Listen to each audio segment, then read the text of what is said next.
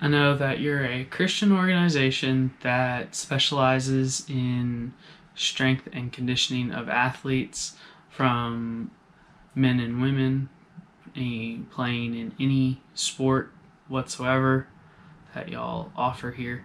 I know that you have a mission statement along the lines of providing a Christian education and a strength program that allows leadership, community outreach, and strength skills that push you beyond your limits of what you believe they are, at least, so that you can better work with your outside problems in the future as they come about.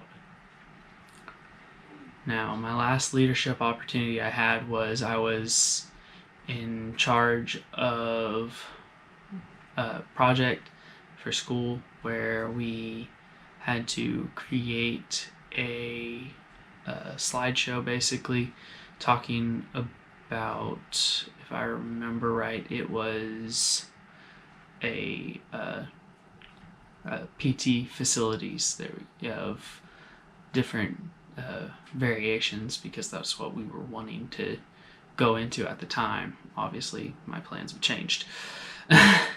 And so I was able to spearhead that and basically work with 4 other students in creating a 15-minute segment on basically PT facility design and just the different areas of physical therapy that there are around Texas and in the areas that we were looking for.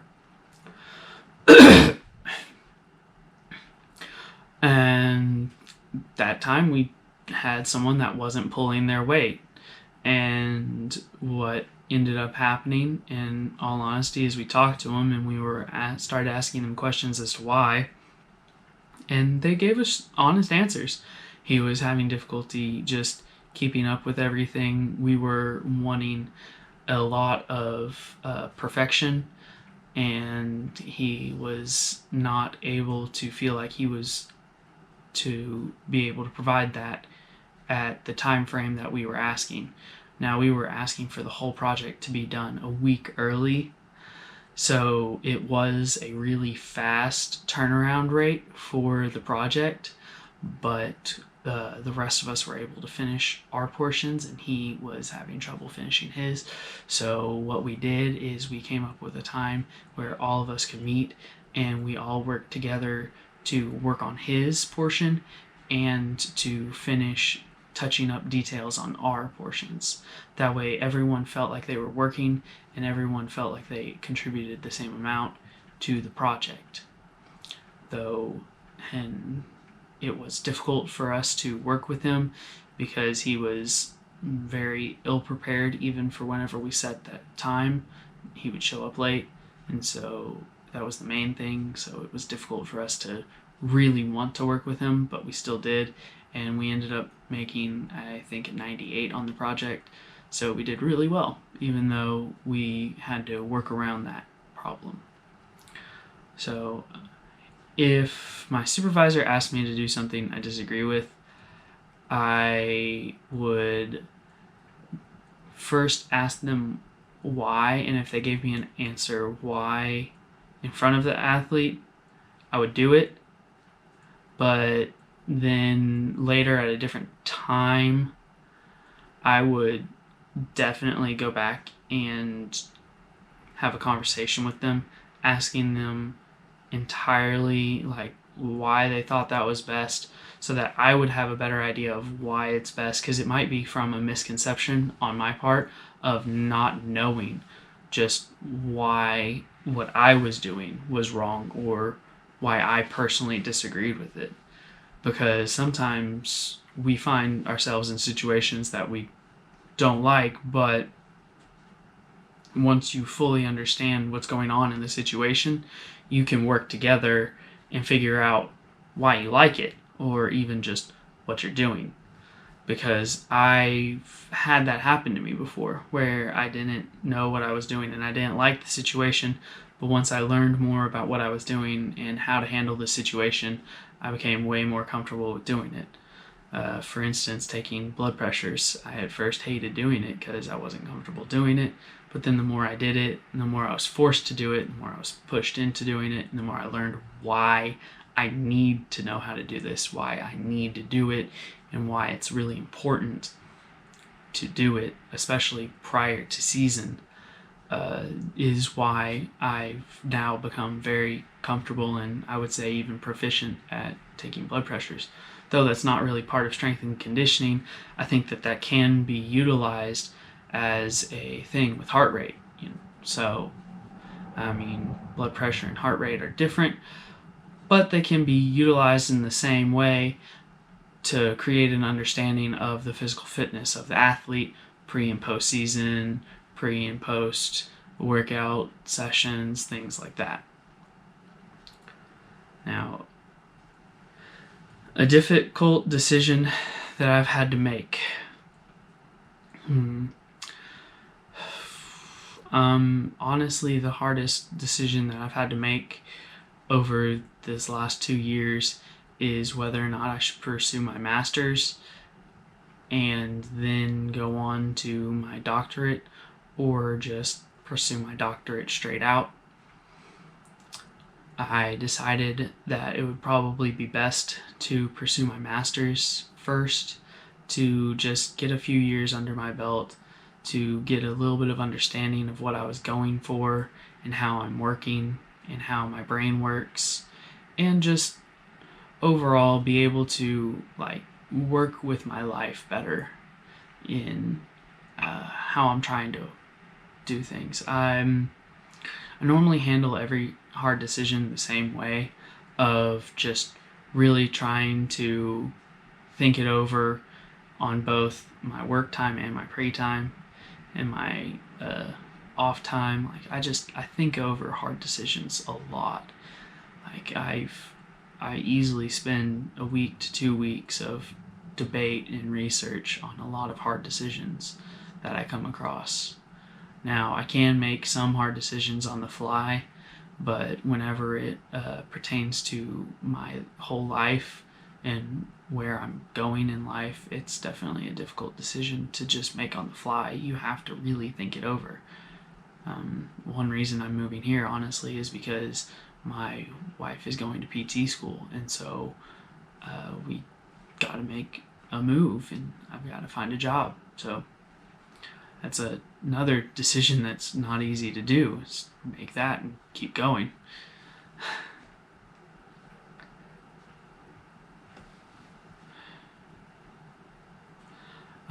Normally, whenever I have to do a lot of tasks by the end of the day and get them done by the end of the day, even though it's nearly impossible for me to do that, I normally stress for about the first 20 minutes, in all honesty, and then I just bear down, grin, and work as hard as I can.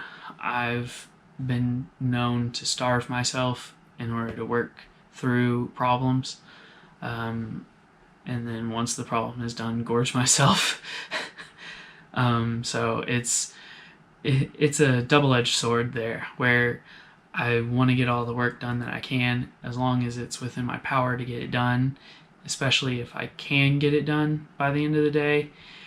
Even if it doesn't sound possible, I do my best to get it done, and then just what I don't get done, I don't get done.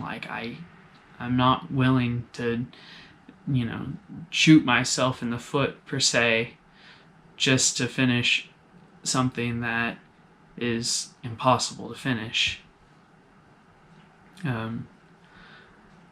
It's a difficult situation that you get put in, because sometimes it feels like that, but then other times, even though it felt like that, you're able to get all of the tasks done, and then you feel an utter level of accomplishment and completion, and it's just a euphoric reaction because you were able to do something that you didn't think that you were able to do in the time frame that you had. And so I just, like I said, spend about 20 to 30 minutes normally freaking out, and then I normally grin and bear it and just work through as much as I can, hoping to finish it. When I work with an organization, I always talk positively. I always motivate people to come. I always tell them that we're the best. I try and bring them in by utilizing my experience with the company. I don't sell anything per se, except for myself and how we work. I don't sell the fact that we have a better environment than anyone else. I sell the fact that we have better people working with people than anyone else. I don't sell the fact that we have the most equipment.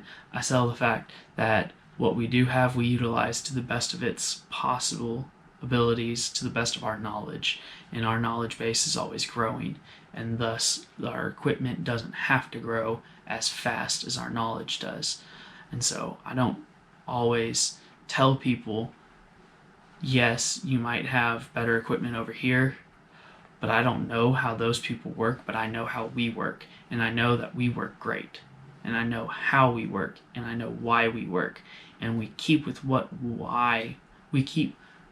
how we work, which is why we work. And that's what I always tell people when I work with an organization. Like, for instance, with Hardin Simmons, when I was working for facilities, we had horrible resources, but we had manpower, and so we would always be able to get things done, even though we wouldn't have the right stuff to get it done, or the stuff that makes it easier. We would still get it done by working through it with the amount of people we had. The best way that I can establish my credibility with the team is with my knowledge base and with my values in how I deal with situations. I'm able to build credibility with coaching staff by knowing what I'm talking about, by communicating with them effectively, and by keeping them informed in what I'm doing and how I'm doing it. I'm really good at, I feel like, communicating that type of information to the people that need to know it. If anyone, I have an open door policy pretty much, so if anyone needs to know why something's going on, that as long as my door is open, you are free to come and ask me why and what you think and what you need to tell me. That way I can better communicate with you and be more effective in my job and in my field of what I'm doing, to build that credibility and build that relationship and just be able to cohere with the people I work with, so that there is no questioning per se in what's going on. And if you do question, then I can tell you why, and it's not just a thought process on what's going on. It's more of a, I understand why this is happening. Can we look at it from another light? And I say yes, and we look at it from another light, and we either come to an agreement or we decide that what I was doing was best with what we had. That's happened, so that's why I use that example. My overall goals for this job is obviously to gain experience, to gain knowledge base, to help me stay on my feet and help support my wife as she goes to PT school. I'd really love to get to know people here, to provide myself with a community of knowledgeable people and of just the community here and what we do as a profession to better work with those around us. You know, like if we don't already work with athletic training, I would love to start working with those, because that's what I come from. That's honestly one step that we need, where after rehab and after PT, now we need to work with them to provide a better form of care, because not everyone is the same, not every injury is the same, not every person moves, walks, runs, has the same BMI, has the same just body mass. So it all coheres together, and so we need to just work that together. So my goals are just mainly to, again, grow as an individual, as a professional, and hopefully grow your business as well. The last time that I went above and beyond the Call of Duty was probably as an athletic training student. I haven't done much past that, honestly. So as an athletic training student, I was working a football game, and it was the very end of the football game. We were all packing up. What ended up happening was one of the opposing team's athletes went down. We had to end up spine boarding and making sure that the athlete was okay. We worked together. I had no obligation to be there. I had no reason to be there. I didn't need to be there. I had 1,000 other things to do that still needed to get done once I was done with working with this athlete, but it was just the right thing to do. And so I went over there and we helped spine board him, we helped transport him to the EMTs, we assisted the AT there and the coaching staff and the athlete to the best of our abilities, and we got him to the emergency room safely. So they were able to x-ray him and everything and figure out that, well, he didn't have any true injury. It was just another problem, not actually related to the spine. So it was perfectly fine.